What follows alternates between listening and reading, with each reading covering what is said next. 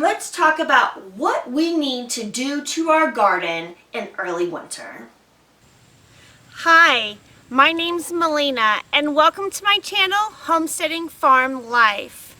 Our videos are all about homesteading, our 40-acre farm, and our animals. Follow our journey and learn how to homestead on your farm or in your backyard.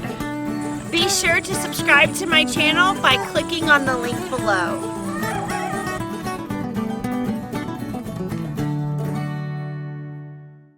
Early winter comes upon us before we even know it's here. We're so busy in the spring and the summer and the fall getting our chores done that boom, snow's on the ground and we're like, what is up with this? Our garden is such an essential part of our homestead. It provides our family and us with basically all of the food, or at least 3/4 of the food that we're going to be eating throughout the rest of the year. So let's talk a little about what we need to do to our gardens in early winters to secure a successful harvest for the following year. First, start gathering all those wood ashes from your stoves and your fireplaces. There are so many uses for ashes. They are not just for chicken baths in your chicken coop. Grab your ashes and take them out to your garden. Spread them everywhere that you're going to be planting next year. But don't just stop at your garden. While we're out there with the ashes, put them in your flower beds too. These are going to add potassium to your soil, and those are things that plants need. If you live in a more mild climate than us, early winter is a great time to start your cold hardy vegetables. Be sure to use some sort of cover to help protect it from the harsh elements that would damage or kill your plant before it has a chance to succeed.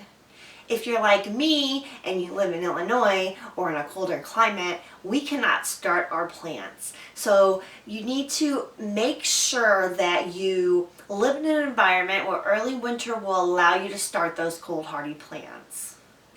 Our garden should already be done weeded. It should just be bare ground, nothing there. I normally weed and till my garden at the end of the season to get it ready for the next year. Then as I go out in early winter and really throughout winter and I spread my ashes from the fireplace and the stove in the garden, it has a nice broken up ground in order for those ashes to penetrate and get into, so that way that potassium can go all the way down to where the roots for my plants are going to be. Share with me your tips and tricks for what you do in early winter in your garden. I would love to see your videos, your photos, and read your comments, so please put them down below. Share this video with all your homesteading friends, subscribe to my channel so you never miss a new video from me, and give this one a thumbs up. Thank you, and I will see you next time. Thank you for watching today's video on Homesteading Farm Life.